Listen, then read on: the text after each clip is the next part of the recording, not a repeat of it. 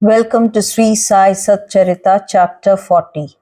In this chapter, we give two stories how Baba attended the Udyapan ceremony organized by Mr. B.V. Dev's mother at his house at Dahanu and how Baba attended the Shimga dinner party in Hemant Pant's house at Bandra. Preliminary. Blessed is Sri Sai Samartha who gives instructions in both temporal and spiritual matters to his devotees and makes them happy by enabling them to achieve the goal of their life. Sai, when places his hand on their heads, transfers his powers to them and thus destroying the sense of differentiation, makes them attain the unattainable thing. He who embraces the bhaktas who prostrate themselves before him with no sense of duality or differentiation, he becomes one with the bhaktas as the sea with the rivers. Now to revert to the stories of this chapter. Mrs. Dev's Udyapan ceremony. Mr. B.V. Dev was a Mamlatdar at Dahanu, Thana district. His mother had observed 25 or 30 religious vows and a Udyapan concluding ceremony in connection therewith was to be performed. This ceremony included the feeding of 100 or 200 Brahmins. Mr. Dev fixed a date for the ceremony and wrote a letter to Bapu Sahib Jog asking him to request Sai Baba on his behalf to attend the dinner of the ceremony, as without his presence the ceremony would not be duly completed. Bapu Sahib Jog read out the letter to Baba. Baba noted carefully the pure-hearted invitation and said, I always think of him who remembers me. I require no conveyance, carriage, thonga, train or aeroplane. I manifest myself to him who lovingly calls me. Write to him a reply that three of us, the trio, myself, yourself and a third person will go and attend it. Mr. Jog informed Mr. Dev of what Baba said. Mr. Dev was much pleased, but he knew that Baba never went to any place except Rahata, Rui and Nimgao in person.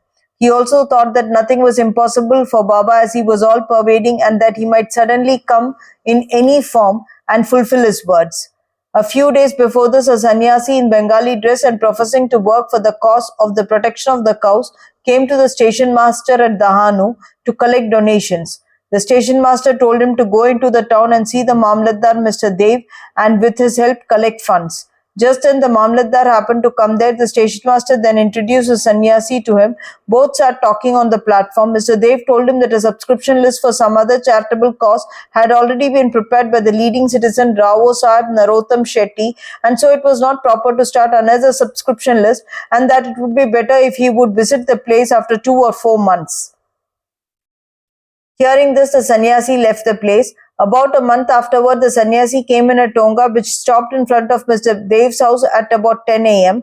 Dev thought that he came for donations. On seeing him busy with the preparations of the ceremony, the sannyasi said that he had come not for money but for meals. Dev said, all right, you're welcome in the house.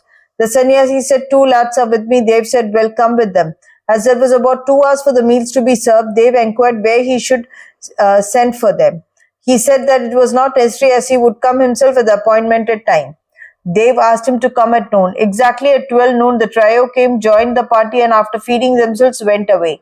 After the ceremony was finished, Dev wrote a letter to Bapu Sahib Jog complaining of Baba's breach of promise. Jog went to Baba with the letter, but before it was opened, Baba spoke. He says that I promised him to come but deceived him. Tell him that I did attend his dinner with 2 others but he failed to recognize me. Then why did he call me at all? He thought that the sannyasi came to ask for subscription money. Did I not remove his doubt in that respect? And did I not say that I would come with 2 others? And did not the trio come in time and have their meals? See, to keep my words, I would sacrifice my life. I would never be untrue to my words.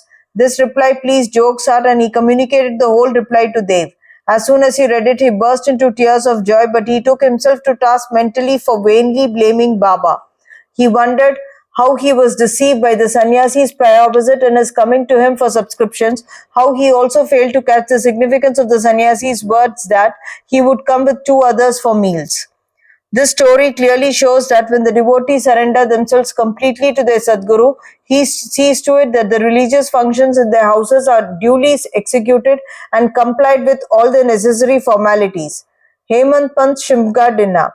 Now let us take another story which shows how Baba appeared in the form of his picture and fulfilled the desire of his devotee. In 1917, on the morning of the full moon day, Hemant Pant had a vision. Baba appeared to him in his dream in the form of a well-dressed sannyasi, woke him up and said that he would come to him for a meal that day. This vision constituted a part of the dream. When he was fully awake, he saw neither Sai nor any sannyasi, but he began to recollect the dream. He remembered each and every word the sannyasi uttered in his dream. Though he was in contact with Baba for 7 years and always meditated on Baba, he never expected that Baba would come to his house for meals. However, being much pleased with Baba's words, he went to his wife and informed her that being the holy day, a sannyasi was coming for meals and that some more rice should be prepared. She inquired about the guest, who he was and where he was coming from. Then, not to cause any misunderstanding, he gave her the truth and told her about the dream. She doubtingly asked whether it was possible that Baba should come there, Bandra from Shirdi, leaving the dainty dishes there to accept their coarse food. Hemant Pant then assured her that Baba might not come in person, but he might attend in the form of a guest and that they would lose nothing if they cooked some more rice. After this, preparations for the dinner went on and it was ready at noon. The Holika worship was through and the leaves were spread and arranged with rangoli around them. The 2 rooms were arranged with a central seat between them for the honorable guest. All members of the family, sons, grandsons, daughters, and sons-in-law, etc., came and occupied their seats, and serving of the various items commenced. While this was being done, everybody was watching for the guests, but none turned up, though it was past noon. Then the entrance was closed, the Annashuddhi ghee was served. This was a signal to start eating. Formal offering to the Vaishwadeva, fire and Naivedya to Sri Krishna were also over, and the members were about to begin when footsteps in the staircase were heard distinctly. Hemant Pant went immediately and opened the door and saw 2 men there, Ali Mohammed and Maulana Ismu Mujawar. These 2 persons, seeing that meals were laid out and all the members were about to begin eating, apologized to Hemant Pant and requested him to excuse their interference. They said, "You left your seat and came running to us. Others are waiting for you. So please take this thing and I shall relate all about it later at your convenience." Saying so, he took out from under his arm a packet wrapped in an old newspaper and placed it on the table. Hemant Pant uncovered the packet and saw to his great wonder and pleasant surprise a big and nice picture of Sai Baba. On seeing it, he was much moved. Tears ran down from his eyes and hair stood on end all over his body, and he bent and placed his head on the feet of Baba in the picture.